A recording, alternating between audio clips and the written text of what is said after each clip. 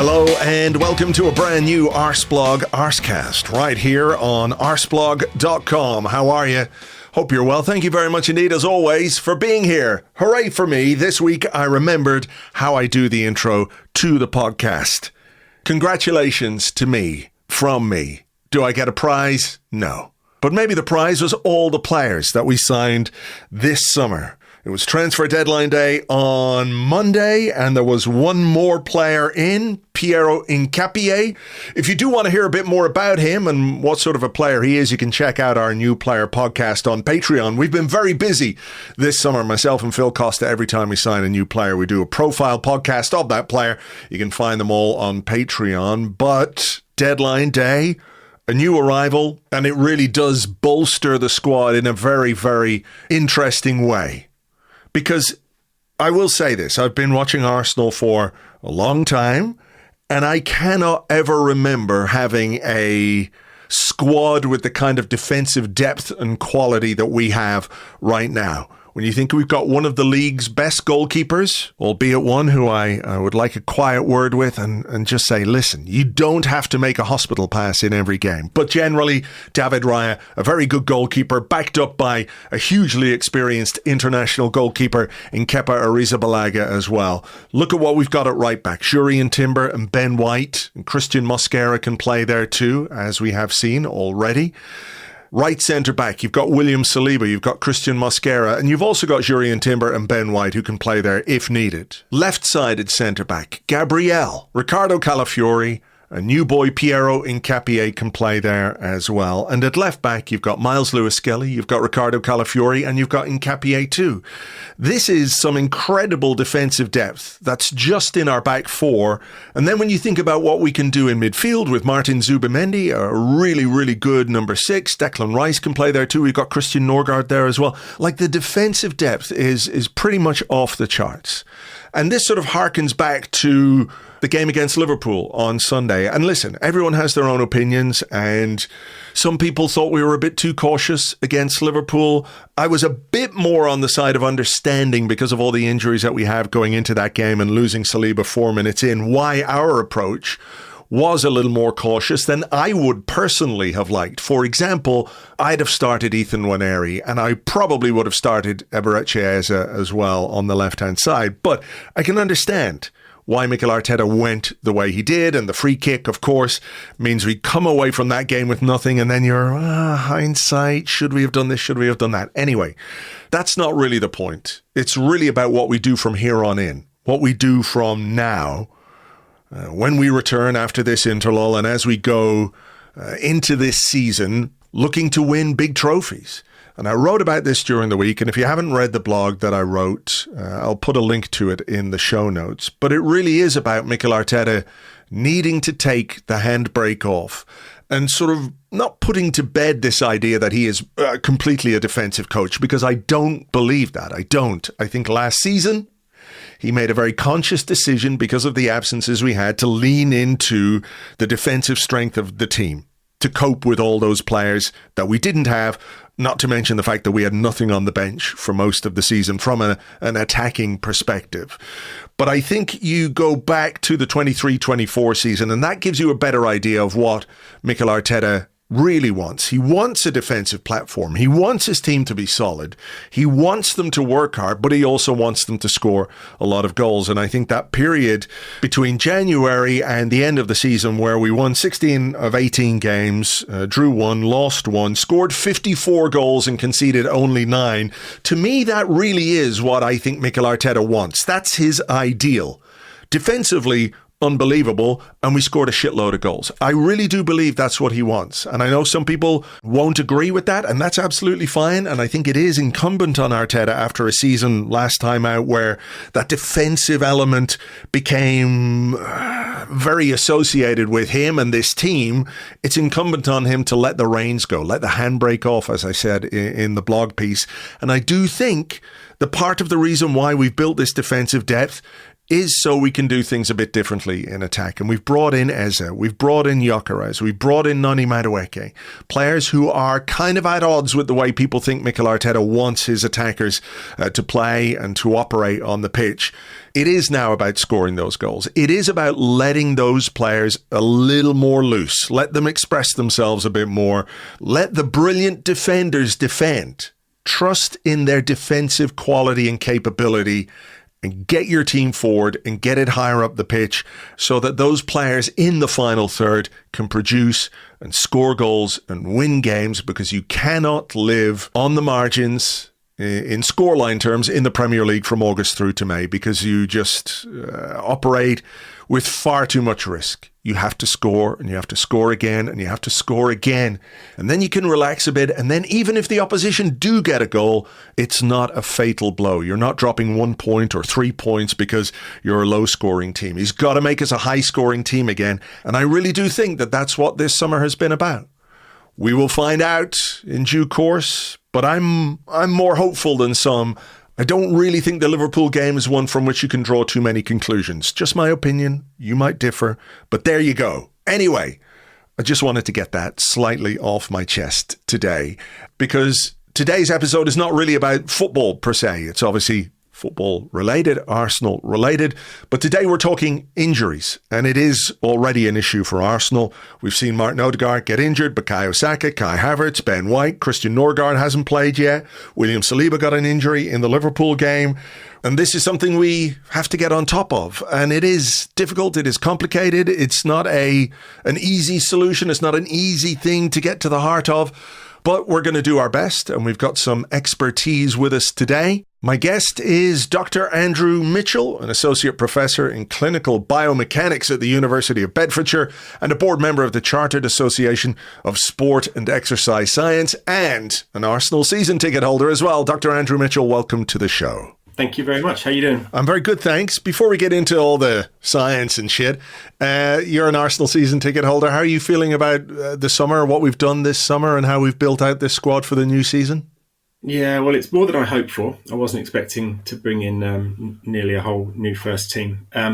But then obviously we get excited about the increase in depth, and then we then actually see the use of that depth in and having a number of injuries early on. But they're definitely names that some of the names I was desperate for, excited for. One or two of them a bit more left field, but that's great. I mean, we don't know all the players out there that Berta and colleagues have been monitoring for a while. So there's some good guys there that I've been quite impressed with already. Yeah, well, we seem to have gone out this summer in a way that acknowledges last season injuries were a big issue for Arsenal, and a real impediment to any kind of success, I think, when it comes right down to it, despite the fact we got to the semi-final of the Champions League. We didn't have anything on the bench from an attacking perspective because of all the injuries we'd sustained throughout the season. And part of what they've done this summer clearly is to give the squad depth and redundancy in pretty much every position. Nevertheless, there have been some injury issues. There have been some problems. And the first question, because we looked for questions from BlueSky, and we looked for questions from our Discord members, for our Patreon members on our Discord. Because this is relevant, I think, to the first game of the season, this question is from Gunnar Gwiggs, and it's related to William Saliba and what happened to him at Anfield. And he says, or asks, at what point does a physio or doctor's opinion overwrite the player or manager's say-so?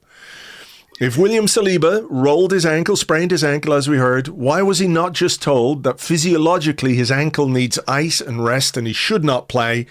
And if he was, and the advice was ignored, is this common? And I suppose just as an add-on to that, potentially, if you do have a little ankle sprain like that, is the quicker you get it elevated, the rice thing, rest, ice, compression, elevation, do you do more damage by trying to play on the way William Saliba did? So in reverse order, in a perfect world, as soon as you've injured a joint or ligament or muscle, you stop running around on it. That's why we immobilise and take weight bearing off in a perfect world, because as soon as you've caused pain, the reason there's pain is that there's torn tissues, and those torn tissues are irritating your nerve endings, which is then causing the pain. and some potentially some swelling causing the pain as well. So yes, in a perfect world, as soon as you're injured, get off it. Don't carry on running. But in this situation, the first part of Gunnar question was around, who kind of has final say, and that would be lead physio with the doc. In a perfect world, again, it should never be the manager; it should be the clinicians. Definitely bow down to the clinicians at that point to make that decision. If it's a concussion, like a threat to life situation, you also get kind of independent tunnel doctors that are also at games, or sometimes there's also a fan doctor who's there to kind of jump in if there's any kind of fan critical emergencies. And those kind of people will contribute to kind of decision making. But in reality, in this instance, we weren't party to what the conversations that took place. If we see what Arteta said, he twisted his ankle during the warm-up. He came in and said he believed that he could carry on and play, but straight away in the first two actions, I could see he couldn't cope and we had to get him out, unfortunately. We don't really know what the conversations were that took place. I know 100% that the clinicians would have done a test called an anterior draw test, which tests one of the anterior talofibular ligaments, and a talar tilt test, which tests the side of the ankle, the calcaneal fibular ligament. And at that point, they're feeling for crepitus, so crunchiness. They're feeling for a difference when you compare bilaterally to the uninjured leg, but they're also asking the player to give them feedback on how much pain there is. And then the player then has to either be, if they are truthful and they say, yes, it hurts, then a conversation has to happen as to whether they carry on. The player might be hyped up on adrenaline. They're at Anfield, so he may be kind of masking, subconsciously masking some of that, or the adrenaline might be masking some of that. But a conversation needs to take place. And in a perfect world, no one ever plays on when they're hurt, but that's a perfect world scenario. So, this is, I guess, a scenario that, if you imagine yourself as the Arsenal manager and you've got a game against Liverpool at Anfield and one of your key players does something in the warm-up and he says to you, I'm fine, I feel okay, I can play, despite what perhaps the physio and the medical team have said, it's sort of understandable that you might go with the player's self-diagnosis, if that's the right way of putting it, right? I mean, we can all understand why you might want to give it a chance, even if you probably know yourself this could be counterproductive. Yeah. It's a really difficult balancing act, isn't it, for managers? Absolutely. You can imagine when Saliba looked Arteta in the eye and Arteta says, are you good to go? What's going on? Yeah. And I have 100% faith that Arteta wouldn't overrule the clinician saying he cannot play. That I'm confident that wouldn't have happened. So it does, as you come down to it, as you say, it comes down to the manager and the player looking each other in the eye and say, are you good to go? Let's see. Like I said, in a perfect world, you protect the player. I sprained my ankle walking to the start line of the Great North Run last year. I stepped out of a Portaloo. I thought the ground was there. It wasn't, and I sprained my ankle. It was a grade 1. It wasn't horrific, but I then managed to run the Great North Run slowly, but I wasn't running around chasing Liverpool players around and stuff. So you can understand that the mindset of it's a slight tweak.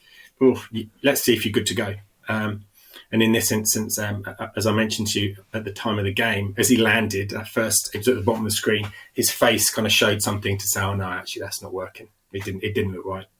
I mean, is it possible that it could exacerbate the injury, from a grade 1 to something a bit more serious? Or was it a case, I think that, Saliba was probably trying to, do his best for the team, but quickly realized, I'm not going to be a help here. In some ways, I could be a hindrance because, if you can't move properly, if you can't leap, if you can't push off that foot, that ankle correctly, you're going to get exposed. Yeah, absolutely. I think you can understand the player. And I think I mentioned this to you as well previously, that I'm aware that I feel like Arsenal players are a little bit more sensitive than they maybe have been in the past to kind of look at the bench and say, no, that's it, it's not working. In a few seasons ago, I remember Bukayo Saka limping around at right back while Ben White's playing right wing because Bukayo was struggling with something. That's years ago, not recently. And I think that the give it a go, fair enough, try it. That's absolutely fine. And again, I wasn't party to the conversations, but if you said to me, would any athlete who's got a grade 1 and then they carry on playing, does it increase their risk of slightly re-injuring it or making it worse if they carry on playing? The answer is obviously yes, because it's clearly in a situation different to the other leg. It's not an uninjured limb anymore. Unsurprisingly, we have quite a number of questions about hamstrings. They were the big issues that we faced last season. So let's start with this one, and there's a couple of more detailed ones. Okay. But Chris 2019 on the Discord says, we've seen a few players suffer very nasty hamstring injuries last season, with hamstring injuries as severe as the ones suffered by Havertz and Saka, also Gabriel as well, let's not forget. Is there likely to be any permanent impact to those players? For example, speed, agility, or increased susceptibility to further injury, for example? Yeah, so obviously it depends on the type of injury. We don't have tons and tons of research on the recurrence of what are called avulsion fractures. And avulsion fractures is where the tendon actually pulls out of the bone. So that actually becomes, for all intents and purposes, a bone injury rather than a muscle or a tendon injury. We absolutely know that if you've sprained or strained your hamstring, that it increases your risk of re-injury by 60%.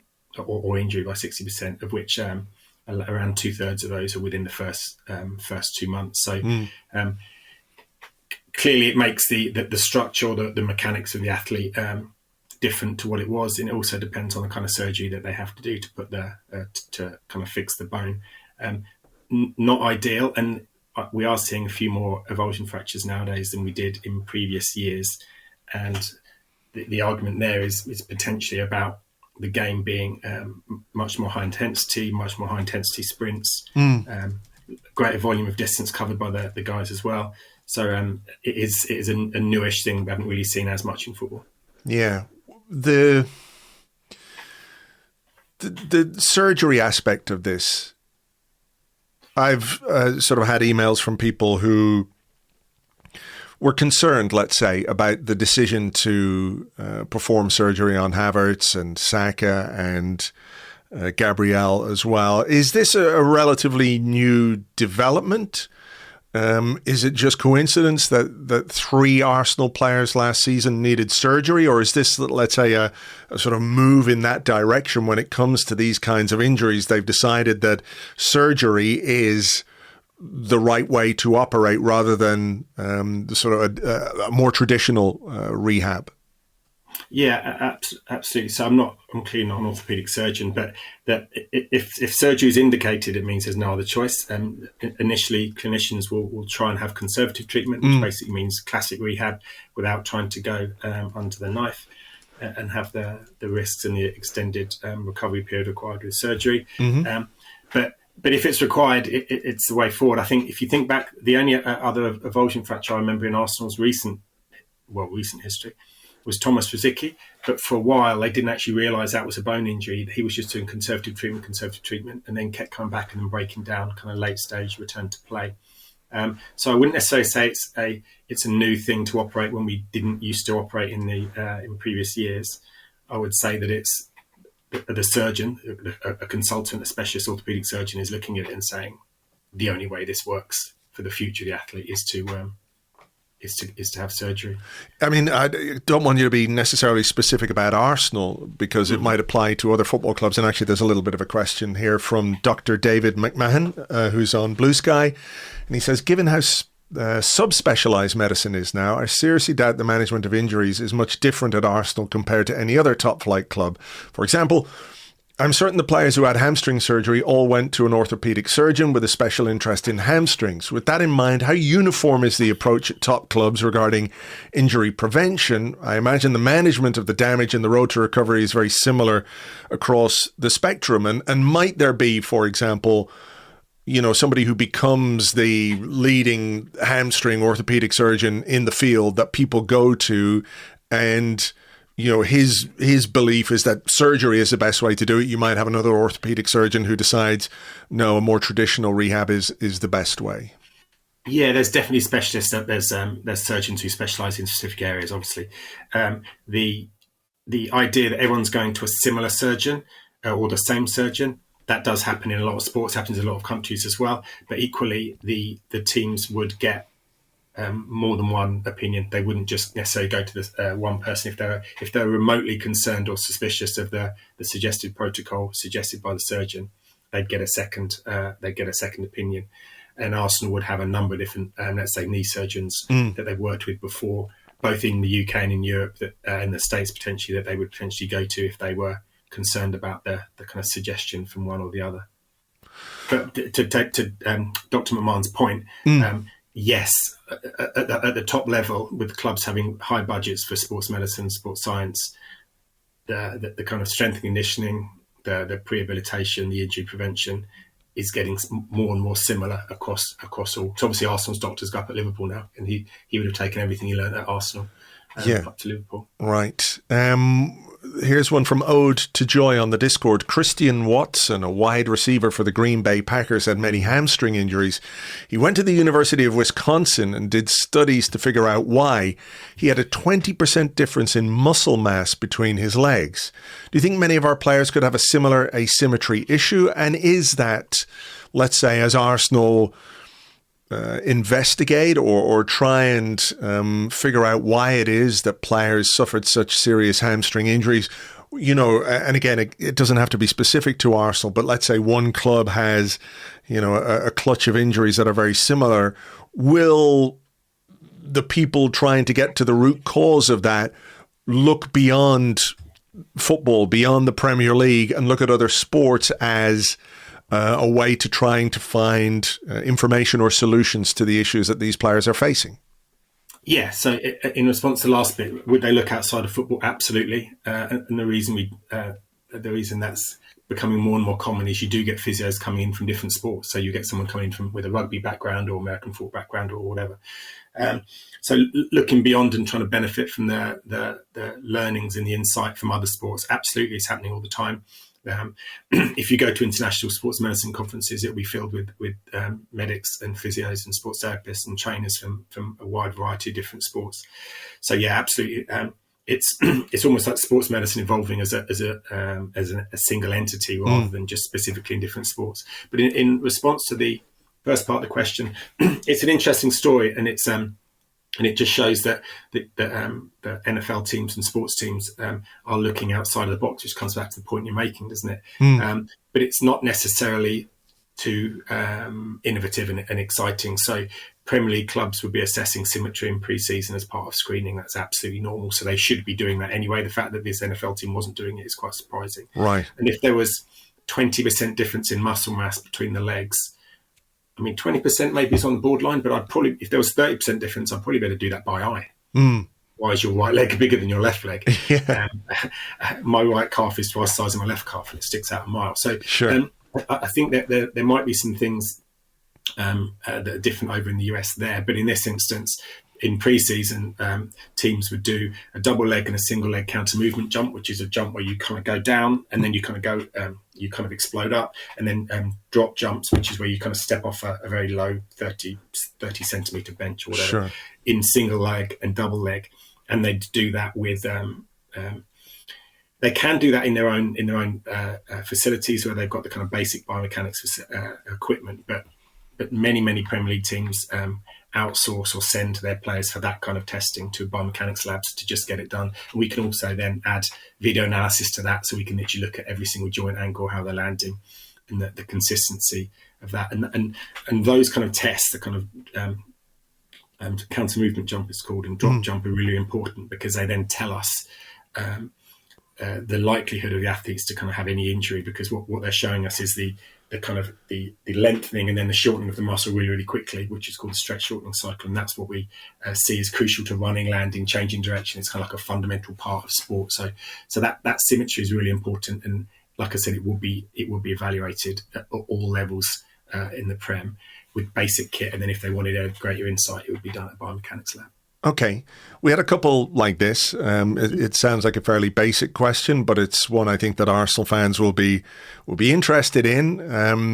Roro Safaro on the Discord says, when does bad injury luck cross into poor injury prevention management in sport, and which teams carry that responsibility in planning. Arteta planning too many intense days, physios consulting on load management, players themselves or someone else, and then 1.76 acres on BlueSky. How much of injury prevention at this level is luck, and how much of it is science? Yeah, really good question from both of them there. So in my opinion, the two are both significant contributors. So from a scientific viewpoint, the clinical and sports science staff at the club will be doing everything in their power to ensure the health and fitness of their players and their athletes get the best care. They're continually monitored. There's bespoke strength and conditioning, bespoke rehab, bespoke prehab, which is exercises to try and reduce you getting injured again if you've already been injured, all with a view to kind of maintaining both performance but also availability for the manager. However, that's the science side, and that can all be done, and every single rep and every single load can be monitored and stuck in an Excel spreadsheet. But with luck, all of that work from behind the scenes, luck does sometimes play its part. So it's no one's fault that William Saliba was warming up at Anfield and sprained his ankle. I've had a quick look into it, and I can't see any history of previous lateral ankle sprain injury. So he's not at a greater risk of ankle sprain, because I can't see one on his history. He didn't step on a cone or a kit bag. He didn't step on another football. Therefore, it was someone else's fault. But we shouldn't forget that the minuscule moments here. So as his foot makes contact with the ground, within about 50 or 60 milliseconds, the proprioceptive sensors in his ligaments and his muscles sense the angle of his foot touching the ground. They also sense how much force is going through his body as he's landing or changing direction.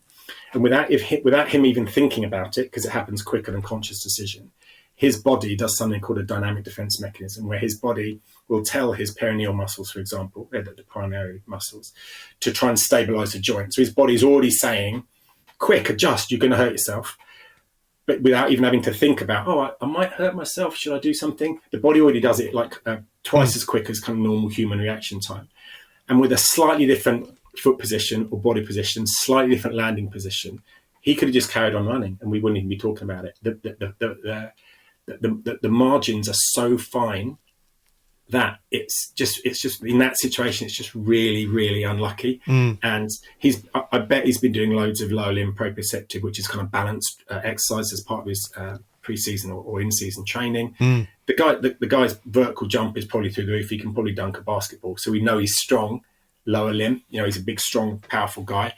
But an ankle sprain is literally a moment where you plant a flex, so you point your toe and you invert, which is the underside of your foot turns in. That moment, when that happens, if your body can't respond to it quick enough and protect yourself, and in a perfect world, maybe falling over would have been easier because you could just roll it through. But at that moment when the ligaments are at risk, and the anterior talofibular ligament and the calcaneofibular ligament are the two that we mostly damaged here, it's such fine margins, but it's quicker than like when you lean on a hot cooker or whatever, hot oven, and you sense it's hot, you kind of take your hand off it. This is quicker than that. It's a quicker response and even decision making, but it's just really unlucky. It's crazy, because I think anybody who's played sport, listening to this, anybody who's played football has probably sprained their ankle at some point during their playing career, and it's usually something really, really innocuous. Absolutely. And you just sort of jump and you land and then it goes and there's nothing you can do about it. It's just a little bit of bad luck. Bad luck, of course, you could look at, let's say, what happened with Martin Odegaard in the opening game at home against Leeds, where he sort of, two guys sort of cut him off and he takes a tumble, and 9 times out of 10 he lands absolutely fine. This time he landed awkwardly on his shoulder. I mean, can you, without maybe knowing the specifics, can you sort of diagnose what he did there to the point where, like, he couldn't continue, and what impact, let's say, we often think about football injuries when it comes to knees or ankles or hamstrings or muscles or groins, all that kind of stuff. You don't really hear too much about shoulder injuries, maybe with a goalkeeper, but what sort of impediment could that injury provide to somebody like Martin Odegaard when you think, hey, you could just carry on here? Yeah, so I was watching from a distance. So the the kind of injuries that it's more likely to be in that kind of fall are injuries that don't involve a fracture. Because if he'd fractured his clavicle, let's say his collarbone, normally there's a thing called a step deformity where one bit of the break goes above the other bit. So when you go along the clavicle, the physio or the medic can actually feel, you've fractured a clavicle. They'd have taken him off straight away. If he dislocated his shoulder, even if it had popped back in, they'd have taken him off straight away. There's more likely to be something either at the end of your clavicle, each side, you have a little joint. One's called the sternoclavicular joint, one's called the acromioclavicular joint. And those are basically a little joint with a little ligament that sits in there. They're more likely to be something like that. If it was just basically doing a 5K run and he didn't have contact for the next 90 minutes, he's probably going to be fine to carry on in an emergency, But the fact that he's got 6'2" centre backs piling into the side of him or centre halves going shoulder to shoulder, it's clearly a situation where he's like, I'm not comfortable carrying on in this situation. Like I said, if it's a Champions League final, he maybe tries to gut it out. But again, if it was a situation where he's had contact since the injury as he's carried on playing, and he's just thought, actually, I can't handle. Either I can't handle the pain, or it feels so uncomfortable I can't kind of get around properly. Yeah. Again, it was good to see him come off reasonably quickly. Yeah. And that's just a sort of bad luck. Those are injuries that you have to, even if you can't legislate for them, you have to recognize that in a contact sport over the course of a 50, 60 game season, you are going to get some players who get kicked or stood on or, fall awkwardly. Those are things that are sort of outside the confines of preparation and rehab and sports science, right? Yeah, absolutely. Yeah, it's just it's just another unlucky one. We've had two that you can't. All the amount of prehab, strength and conditioning, the best fitness in the world. The ankle sprain and the shoulder injury. There's absolutely nothing we can do to legislate for that. Under Freddie on the Discord says, can you pay your way out of some injury issues? Let's say Arsenal set away £1 or £2 million to sign the best doctors and medical staff and doctors that specialise in different types of human physique and sports injuries. Is that likely to reduce injuries a lot, or is that just sort of an expenditure you don't necessarily need because you only, let's say, seek the advice of those people when there's actually something going on? Yeah, really interesting question for Freddie there. In the first instance, I don't think that would be enough, even if the club, so I'm not suggesting this should happen, if the club or if any club chose to get rid of their entire sports med and clinical team and then replace it, 1.1 to 2 million probably wouldn't be enough with wages, pensions, on cost, relocation expenses. But I don't think it's necessary that the clinical team and sports science staff that I've interacted with at Arsenal are all very, very qualified, highly experienced. But let's not also forget, because we mentioned this earlier with one of the other questions from the Discord, I think it was, Arsenal's full-time doctor isn't the one doing the surgery. Sure. If you need a shoulder surgery, you go to a shoulder consultant. If you need an ankle surgery, you go to an ankle consultant. The knees and the hamstrings will be different consultants as well. So the club are getting the best consultants for the players, whatever's required. So a few years ago, Tom Lockyer at Luton Town had the cardiac event. He'd be going to the best cardiologist that the club can afford. And when it comes to like I said, the specialists, they'll be getting the specialist treatment. To my knowledge, and from what I've seen Arsenal spend on their widespread kind of evaluation and assessment and treatment of players, money's not an issue.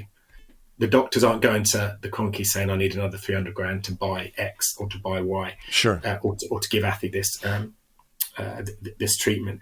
But we shouldn't underestimate that the physiological nature of football is changing rapidly. And over the last 8 years, it's dramatically changed.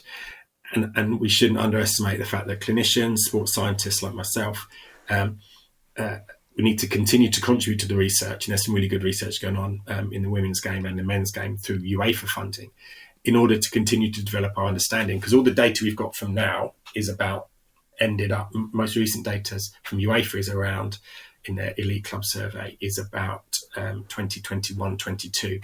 They won't release the next tranche of data until they've got enough for it to be an interesting and a valuable set of data. So it's probably another 5, maybe 6, 7, 8 years. And I think at that point, when we compare, let's say 2020 to 25, and then maybe 2025 to 2030, the differences will be much more apparent now because the game physically is changing. Okay, so just expand on that a bit for me. When you say things have changed dramatically in the last sort of 8 years, what are those changes and what are the impacts of those changes on the game itself, maybe, or the players? Yeah, so some stuff's been there's been some really good stuff found. So the overall injury rate is reducing in training and in matches by about 3% across both, which is really positive. Ligament injury rate is reducing in both training and matches. Overall re-injury rate is reducing. Muscle injury rates, however, is unchanged.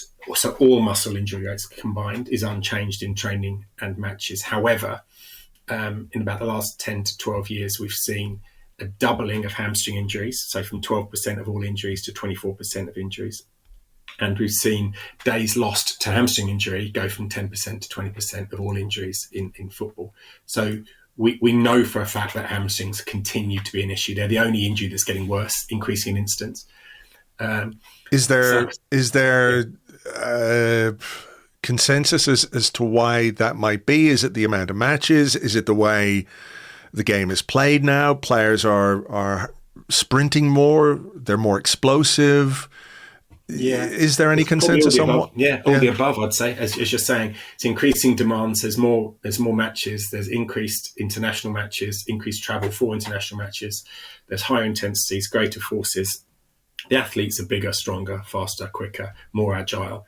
So when the contacts happen, the contacts are more explosive as they were. And interesting things we see is that it's at the end, at the last 15 minutes of both halves is where the injury risk seems to peak. It makes obvious sense for the kind of 75th to the 90th minute, but slightly less sense for the first half, because you think, well, they should be fit enough to be okay up to 30 minutes. But the numbers actually do show that in the last 15 minutes of both halves is when we have the greatest risk. Is there something to be said about the way the football calendar these days is essentially non-stop, where players get minimal holidays nowadays? They might get 2-3 weeks if they're lucky, but they could play a long Premier League season. They could play internationals until June. If there's a tournament, they could be playing until July. Then there are the preseason games, which nowadays involve quite a lot of travel because, there is money to be made from going on these preseason tours. And that's just the way that, I guess marketing and finances impact the preparation and the work that a manager has to do in preseason. Could there be an argument made that if you give players a minimum 4, 5, 6 week break, we could potentially see a decrease in those hamstring injuries? Or the flip side of that is people will say, well, the players are so highly conditioned now that downtime is actually bad for them physically. It's much better for them to stay at this sort of peak level of fitness throughout, rather than sort of, I don't want to say going up and down. Do you know what I mean? But sort of slacking off. I'm not slacking off. That sounds terrible. But they deserve a holiday. But you know what I mean by that, where maybe the physical intensity over that holiday period is not as high as it would be in training, and when you're playing matches recovery, and that you're less likely to injure yourself if you are constantly pushing yourself, as counterintuitive as that might sound. Yeah, the players are playing too many games nowadays, and I think at some point, I'm surprised that the players' associations aren't sticking up, the players' unions aren't sticking up for themselves a little bit more on that. But yeah, the fact that the players have 2 or 3 weeks off and they sit on the beach or just kind of relax, they're not just sitting on the beach and relaxing. They've also been given kind of simple training programs. You see a lot of them post them on social media. Here I am in Barbados, but I'm still in the gym.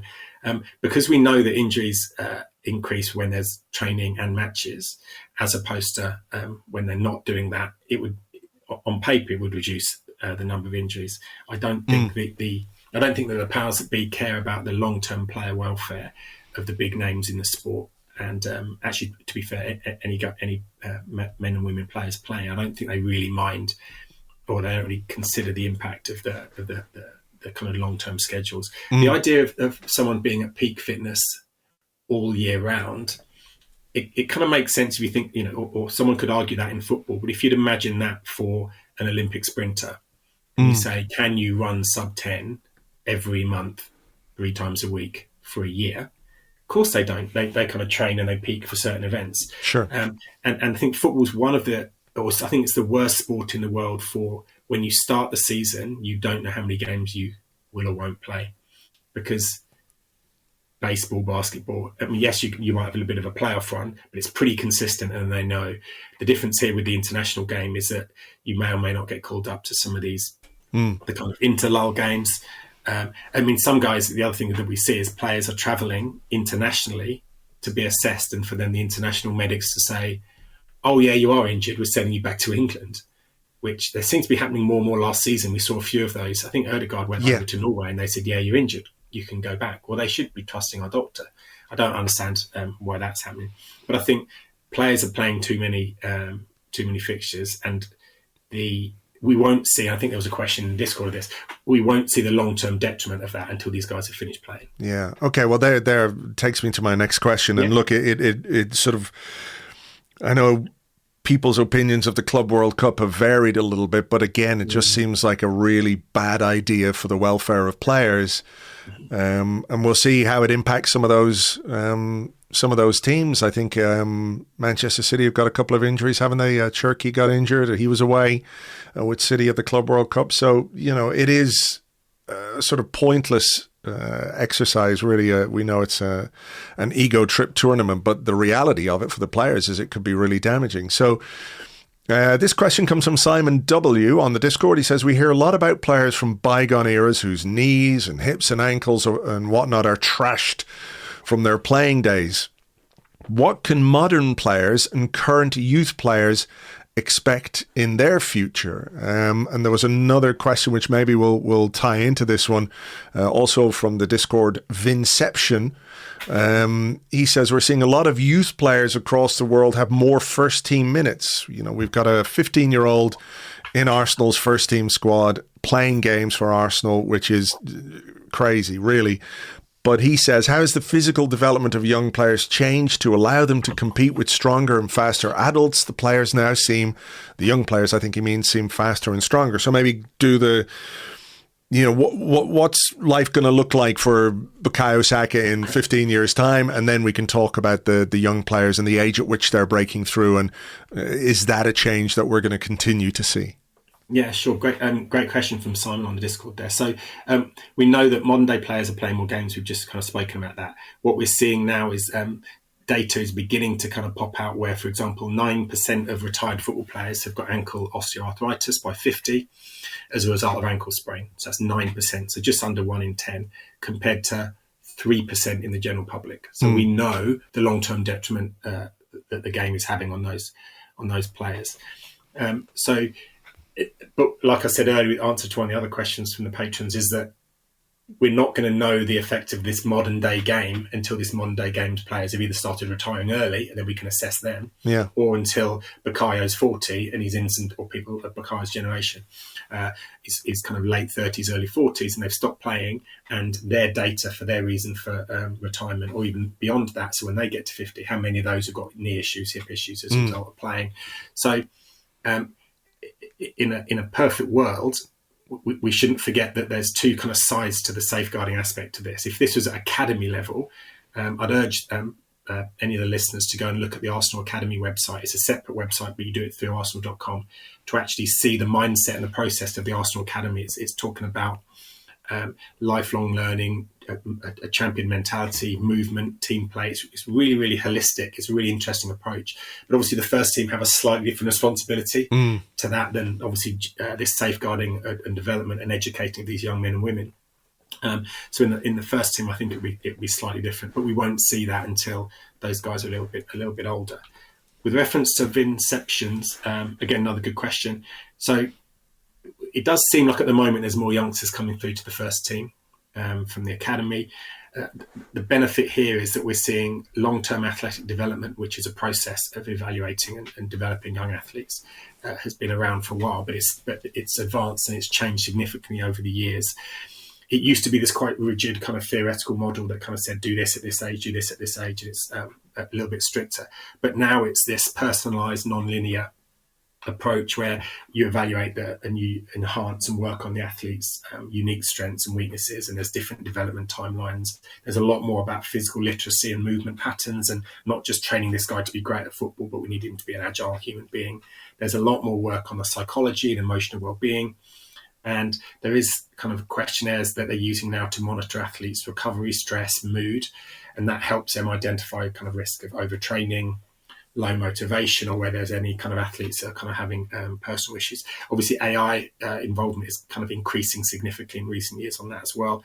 And then all of these guys, the fact they might look a bit stronger and more powerful than maybe a few years ago is, I don't have the data to hand, but they probably are. So Miles is probably stronger than the average young man of his age, and Ethan as well, that were coming through the academy maybe 10 years ago, just because strength and conditioning is better, and the whole holistic development of these young guys coming through the academy is better than it was 10 years before. Sure. So they are probably better athletes. What's the consideration for any football club? And I don't mean Arsenal, because we don't have to get into specifics, but let's say you have a 15-year-old like Max Dowman coming through, and you're saying, okay, we think he's good enough to play. What do they have to consider when they think about, I don't know, he's got to go up against grown men, physically mature men, and you've got a 6 foot, let's say a Dan Burn, for example, complete example. But, you've got Max Dowman, Dan Burn is a left back, Max Dowman's playing on the right, and there's a physical mismatch, in terms of height, strength, physical maturity, how big someone like Dan Burn is versus somebody like Max Dowman. What do clubs have to consider in that regard when they're putting a literal child on the football pitch? And what might he be more susceptible to because of his physical immaturity? Or that's the only way I can think of putting it, because at 15, you're very different from when you're 18. Is that something clubs have to really think about? Yeah. Great question. Lots of different bits to that. So I had the pleasure of meeting Max at the St Albans under-21 Arsenal game, St Albans City versus Arsenal under-21s a few months ago. And I'm just under 6 foot and 13 stone, and he's physically kind of bigger and more imposing than I am. So he doesn't look like a 15-year-old, but his body still is a 15-year-old. We don't know when his peak height velocity is, so when his growth spurts have or haven't happened yet, obviously, because we're looking in from the outside a little bit. But if he's got growing pains, which is something called Osgood-Schlatter's disease, which happens around your tibial tuberosity, which is the bony bit just below your patella at the front of your tibia, or Sever's disease, which is a similar condition but happens in the heel. So that's the growth plates where they're being stressed. If he's having those growing pains type issues, that's when they have to reduce the minutes and the load of the athlete. And it's what some people have suggested was happening with Ethan at the end of last season.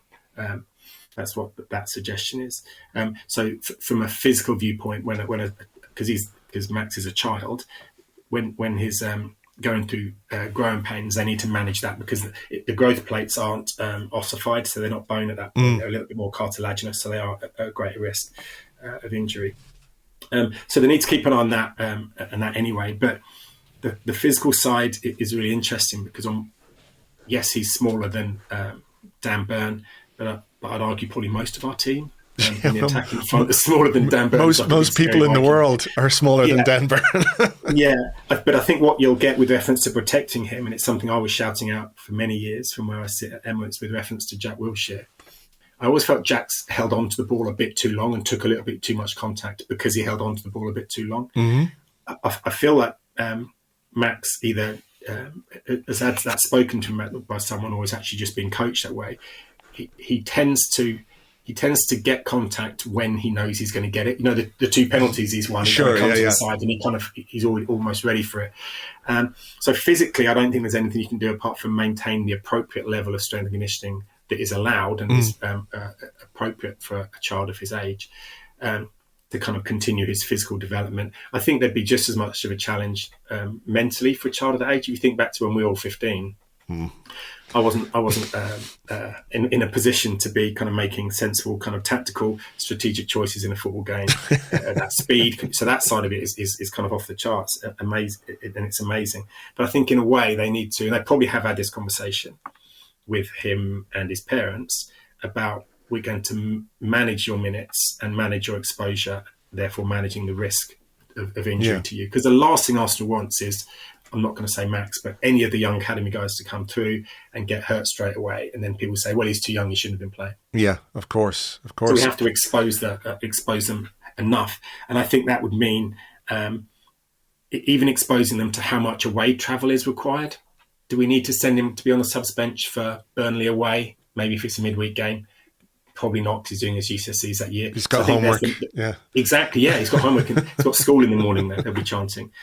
So I think it's managing the whole, the holistic responsibility of the whole human being, from a child who's at school doing his GCSEs this year, all the way through to supporting him to don't play him, don't start him away at Burnley, because he's going to get kicked early on. Yeah.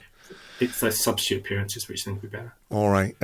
What about this one then? Just sort of moving away from the men's team, and we have a question about the women's team, a couple of questions about women's football. Pete Coe on the Discord asks, any insight or update on the latest research at Kingston University regarding ACL injuries in women's football? It seems FIFA are finally taking the issue seriously, but unclear as to whether or not there's been any definitive breakthrough. Yeah. So... because women's football hasn't been in the kind of public domain and is at the forefront of our consciousness until recently, there's the assumption that research hasn't been going on. But like I said, I think I said on previous pod, I did an essay 30 years ago on ACL in women's football when I was an undergrad student in 1994, 95. So it has always been a thing. This project that Pete mentions is a really good project. It's actually FIFA money. And it's one of the, it's a big FIFA, well, not big, but it's a FIFA funded project. It actually, to my knowledge, only started in April. So I don't think they've published anything big. I couldn't find anything looking around yesterday for anything new published as yet. What's exciting is that it's British, up at Kingston University. There's 3 really good biomechanists up at Kingston University who are doing the research there. That's really positive. It's adding on to a UEFA project that started in 2018, the Elite Club Injury Survey.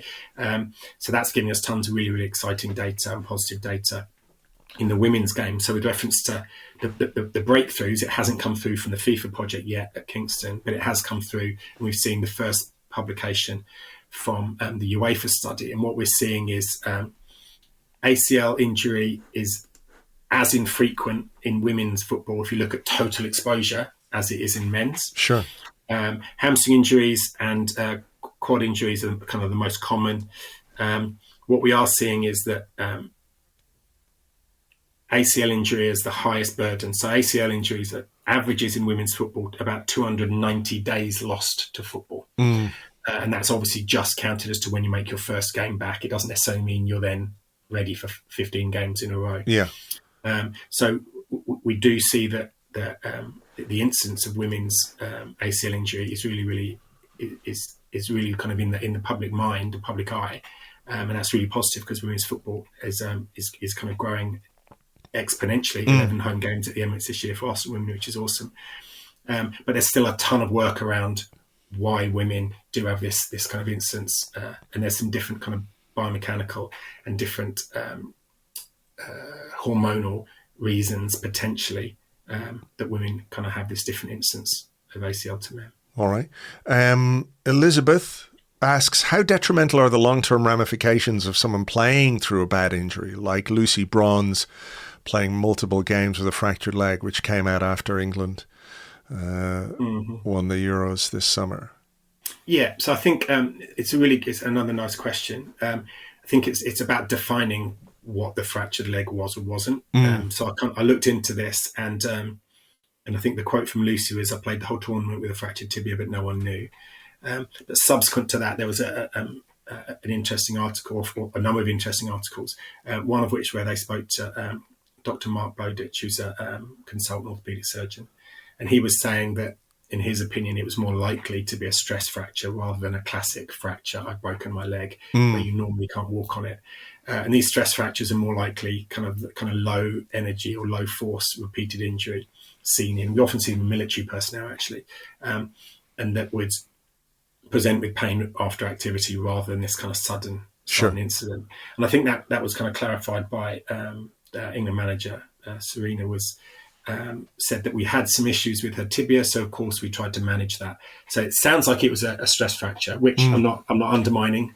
I've had stress fractures before and they're very painful, not tibial stress fracture, but in the foot I've had one, and they are painful and difficult to manage. Obviously behind the scenes there'll be conversations about risk reward between the player, the medical team, and you'd hope that the players club as well. But that conversation was obviously that they came up with it. We can manage you pharmacologically with the appropriate and indicated painkillers or anti-inflammatories or anything else like that. But regardless of that, it's remarkable that she could play that much football. I think she was her third highest minutes in the Euros. Crazy. But credit to the Lionesses medical team for getting her through it, and also the bravery of Lucy herself. I probably wouldn't play that many matches. I mean, again, it sort of goes back to the first question we had about William Saliba and players wanting to play and playing through pain and all of those things. I do have one sort of final question, but just as you mentioned it there, it occurred to me that the question about players from the past with bad knees, and they all talked about, well, I had injections here to let me play and injections there to let me play. And you talk about anti-inflammatories and all of those things. Is the prevalence of pain-killing medicine higher or lower than it was in the past? Or is there an understanding, let's say, that if you need cortisone in your ankle every time you need to play, that's really not a good situation to be in? Where are we with that, speaking in very general terms, obviously? Yeah, I think the ethics around those kind of drugs nowadays are definitely different to, let's say Lee Dixon was playing, I think he's had 2 knee replacements since he's finished football, wasn't he? So, it's definitely a different playing field now. And I would just suggest that's because the kind of ethical decision makings and restrictions have kind of got tighter. But to be fair, I can't. I don't have the ability to prescribe meds, and nor would I want to, because of the as you say, that those kind of challenges involved. But back in the day, you were more likely to be dosed up and sent back out. I think nowadays that's far less likely to happen. All right. This was an interesting one because a player who I really liked, who I thought was. Could have been a fantastic player for Arsenal was Takahiro Tomiyasu, and unfortunately his time at the club came to an end during the summer.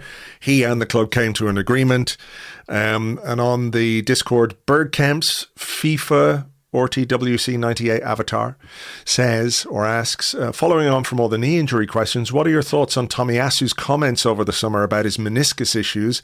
I think it's cartilage, more than meniscus, I don't know, and his decision to return to Japan for treatment. Reading into his comments, it seems he struggled to make sense of the treatments available to him as much as any layperson might, or some might say he was not as enthused with the treatments available to him as opposed to some that he might have been advised he could receive in Japan, and he's gone back to Japan. And I think, the first thing to say, obviously, is it's really sad, and the seriousness of the injury is such that, he and the club came to a decision to part ways. That's how serious this was. So what did you make of that situation? It's quite unusual, but his comments as well. It absolutely is, and I think it might be, for a player like him, who was obviously a Japanese international, he's also having conversations with his national team, medical team, who are potentially saying, well, if you're not getting if you don't feel like you're progressing in the UK, come over here and we'll treat you. I think I'd argue that 99.9% of football players don't really understand the treatment, the science behind the treatment that they are getting. Because they don't really need to. They kind of look into it a little bit when they're a bit injured. A good example, actually, Lucy Bronze is doing has done a sports science degree. So when I was looking into the Lucy question, she's a little bit more aware because she's kind of got an undergraduate degree and she's a bit more educated in the area. But the average football player who doesn't have that kind of background or that kind of insight is going to be just presuming and presuming and putting their faith in the club, which is absolutely right. But if your rehab, for no fault of anyone's, either yours or the club's or the international team or whatever, if your rehab isn't going where you want it to go, you are more likely to say, what else can I do? Yeah. Why aren't I getting better? What are the other options? And if the other options were certain kinds of treatment that were different overseas, that maybe either can't be done here for either legal reasons or the types of drug or the dose of a certain kind of drug or whatever. There's loads of different differences, just even between England and America, let alone England and Japan. It might just be that there was some options there, potentially some kind of bioengineering options where they're doing some kind of different, really, really cool stuff overseas that they might not be allowed to do yet here. Yeah. He was just more kind of open to and said, yeah, let's go for it. I want to try something different because where I am now is physically and literally isn't working for me. Yeah, it's a short career. So sometimes you have to make those tough decisions. Very final question. Yeah. Are you confident that Arsenal are in better shape this season to cope with injuries simply because of the depth that we have available to us? And should that depth be useful in terms of the load on players and players, let's say, whose injuries have been, if not 100% down to this, but certainly associated with the fact that they have had to carry a very heavy burden and may not have to carry quite the same burden going into this season? Yes. One word answer, yes. So the ability of the depth, or the thing that depth gives is it gives Mikel Arteta the ability to rotate people sooner and not have as much of a drop-off from Bukayo to Noni, or from, when fit, William Saliba to maybe Christian Mosquera. He's only played a little bit of football, or Jurian to Ben, or any of the left backs on the left side. So so the drop off is significantly less than it was, which is really exciting. And also it means that every time I see a new 11 come out, the starting 11 on a match day, I'm not really sure what to expect. And I think we want the other teams to have that. And I remember a few years ago, that's one of the things Arteta mentioned in the off-season, that he wanted Arsenal to be more unpredictable. Well, now with this squad, we are. Obviously, when you get injuries, the depth does reduce slightly. So the decisions become a little bit more obvious. But the depth only really works when you rotate and you use it all. You can't get back to your 13 favourites like you talked about in the pod for the last few years. Yeah. And you need to use as many of the 5 subs where possible as you can to then reduce other people's load. There's no point having a great bench if we only use 3 of them. Yeah. All right. Well, look, let's hope that is the case, and let's hope it's a more injury-free season. You can have a completely injury-free season, but more injury-free than last time. Thank you to our Discord members, our Patreon members, and thank you to the people on BlueSky for the questions. Really, really interesting stuff. Dr. Andrew Mitchell, thank you. And, I mean, look... hopefully we don't have to talk again soon because everything's hunky-dory, but I really do appreciate your time and your expertise. You're welcome. Thanks, Andrew. Thank you very much indeed to Dr. Andrew Mitchell. Some fascinating stuff in there, and it is obviously a topic that is close to the heart or the pit of the stomach of Arsenal fans. Every time any player picks up any kind of injury, you can almost sense the collective, oh God, among the Arsenal fan base. It's something that's really impacted us, and hopefully going forward with the way we've built out this squad, it is not something that has such a profound impact on our ability to win football matches and win trophies. So there you go. If you want to follow Dr. Andrew on BlueSky, you can do that. He is arsenal-phd.bsky.social. That is arsenal-phd.bsky.social. Right, I'm going to leave it there for now. It is an Arsenal-free weekend, of course, but we will keep everything crossed that all of our players who are involved in internationals with their countries come through those games safe, sound and unscathed. James and I will have an Arsecast extra for you on Monday, but Monday afternoon, not the morning. But given it is the interlull, I doubt there's going to be anything too urgent anyway. So you can join us for that. In the meantime, have yourselves a great weekend, and we will catch you on the next one. Until then, cheers. Bye-bye.